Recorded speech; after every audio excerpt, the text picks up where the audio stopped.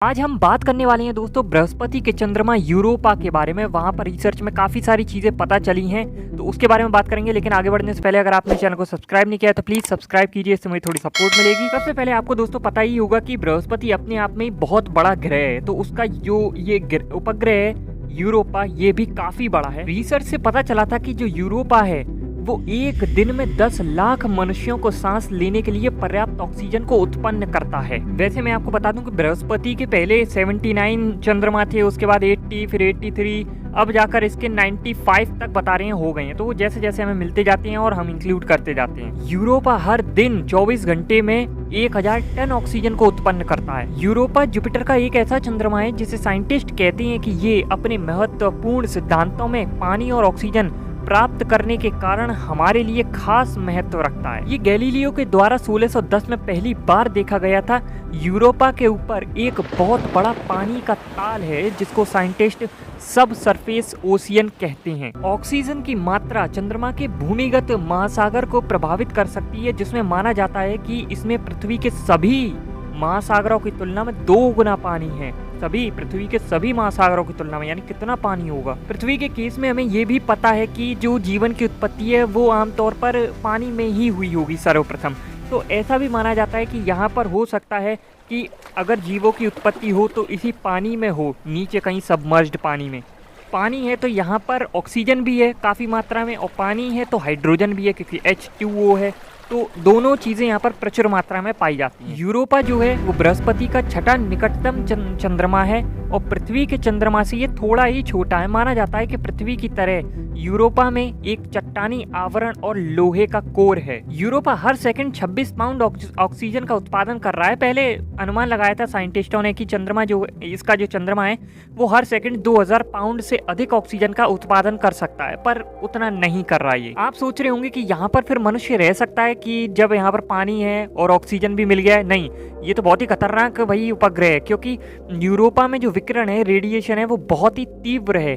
अनुमान है कि अंतरिक्ष सूट के भीतर एक अंतरिक्ष यात्री केवल एक तीव्र विकिरण के कारण सतह पर एक दिन से अधिक जीवित नहीं रह पाएगा। इसका मतलब अगर आप बिना सूट के जाते हो तो 1 मिनट भी नहीं रह पाओगे जीवित। इसलिए हमारे लिए यहाँ पर ऑक्सीजन से भी बड़ी समस्या जो है वो है पर्यावरण यहाँ का। यूरोपा से हम काफी सारी चीजें जान सकते हैं कि जैसे इसमें जो भी भारी तत्व हैं वो यहाँ कैसे स्थानांतरित हुए, क्योंकि भारी तत्व पृथ्वी जैसे चट्टानी ग्रहों के अस्तित्व और जीवन के लिए बहुत ही महत्वपूर्ण थे। बृहस्पति भी आप जानते हो एक गैस जाइंट है बहुत बड़ा, तो उसके इस चंद्रमा को जानने से हमें और भी जो ग्रह हमें मिलते हैं उनके बारे में भी हम जान सकते हैं। हम खुद बृहस्पति के बारे में काफ़ी सारी चीज़ें जान सकते हैं, क्योंकि ये बृहस्पति का ही तो हिस्सा है, उसका मून। और बृहस्पति को जो है पृथ्वी का बड़ा भाई भी एक तरह से मान सकते हैं, क्योंकि बहुत सारे जो एस्ट्रॉयड आते हैं उसको वो अपने ही तरफ खींच लेता है, क्योंकि बहुत बड़ा है तो उसकी ग्रेविटी भी बहुत ज़्यादा है, जिस वजह से वो अपनी तरफ ही खींच लेता है, पृथ्वी पर आने ही नहीं देता है। जूनो करके एक मिशन भी यहाँ पर किया गया था, उसके बारे में जानेंगे। लेकिन 10 अक्टूबर 2024 को, मतलब फ्यूचर में,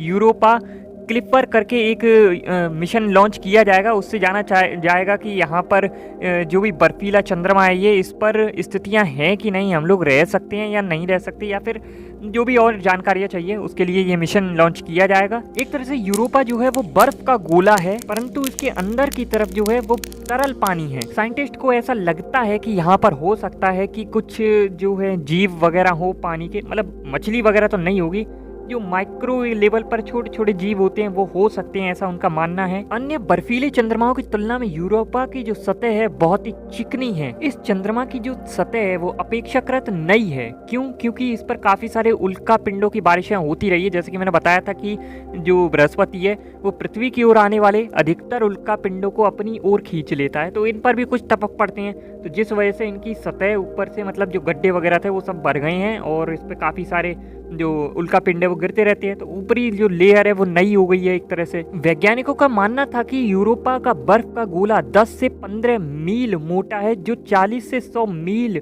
गहरे समुद्र पर तैर रहा है। इतना पानी, ऑक्सीजन, हाइड्रोजन ये सब होने के कारण ही इसे पृथ्वी के अलावा अगर कहीं और जीवन हम कर सकते तो उसमें इसको आशाजनक स्थानों के रूप में देखा जाता है। यूरोपा का नाम एक महिला के नाम पर रखा गया है, जिसे ग्रीक पौराणिक कथाओं में देवता ज़्यूस, जानते ही होंगे भाई, गॉड ऑफ वॉर जिसने खेली है वो तो जानते होंगे, रोमन पौराणिक कथाओं में बृहस्पति द्वारा अपहरण कर लिया गया था। यहाँ जीवन की अगर बात करें तो जैसा कि हम जानते हैं कि जीवन के लिए 3 मुख्य आवश्यकताएं होती है। तरल पानी, मतलब और भी हो सकती हैं, ये प्रमुख है।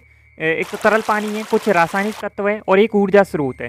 साथ ही जीवन को विकसित होने में समय लगता है और ये काफ़ी लंबे समय से है भाई अस्तित्व में। हमारे सौर मंडल में लगभग 4 अरब वर्ष बीत चुके हैं, तो बता रही हैं कि इतना समय काफ़ी होता है किसी भी प्लेनेट या फिर उपग्रह के लिए कि वो अपने आप को इस प्रकार ढाल सके कि वहाँ पर जीवन पनप सके। यहाँ पर कार्बन हो गया, हाइड्रोजन हो गया, नाइट्रोजन, ऑक्सीजन, फास्फोरस और सल्फर भी मिलते हैं। अब मैंने यहाँ पर विकिरण की भी बात की थी, तो जो बृहस्पति का रेडिएशन है उसने यहाँ की ऊपरी सतह तो बर्बाद कर दी है, इसलिए हम लोगों का जाना तो बहुत मुश्किल है। लेकिन मैंने बताया था कि इसकी सतह के नीचे महासागर है, तो वहाँ पर तो जीवन हो सकता है ना, क्योंकि जो विकिरण है उससे उनको ऊर्जा भी मिलती रहेगी। साइंटिस्ट यहाँ पर यही कहते हैं कि अगर जो हमें चाहिए या किसी भी जीवन के लिए ज़रूरी होता है, अगर वो चीज़ें उस प्लेनेट पर उपलब्ध हैं तो जीवन आसानी से वहाँ पर उत्पन्न हो सकता है।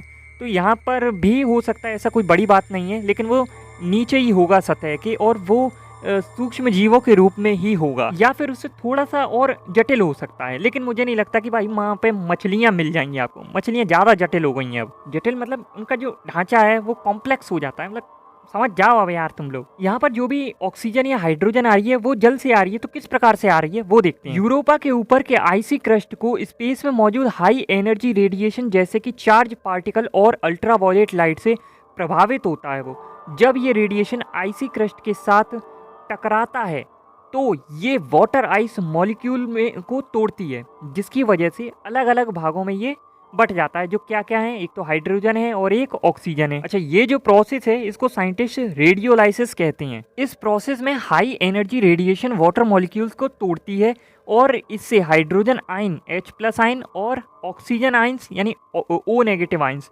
उत्पन्न होती हैं। ये आयन्स फिर अलग अलग रिएक्शनों में शामिल हो सकती हैं, जैसे कि हाइड्रोजन आयन्स और इलेक्ट्रॉन से मिलकर हाइड्रोजन गैस H2 बनाते हैं और ऑक्सीजन आयन्स से मिलकर ऑक्सीजन गैस O2 उत्पन्न होता है। साइंटिस्ट इसके बारे में और भी जानना चाहते हैं तो कई मिशंस किए जाएंगे जिसमें इसके एटमॉस्फेयर के बारे में और भी जाना जाएगा।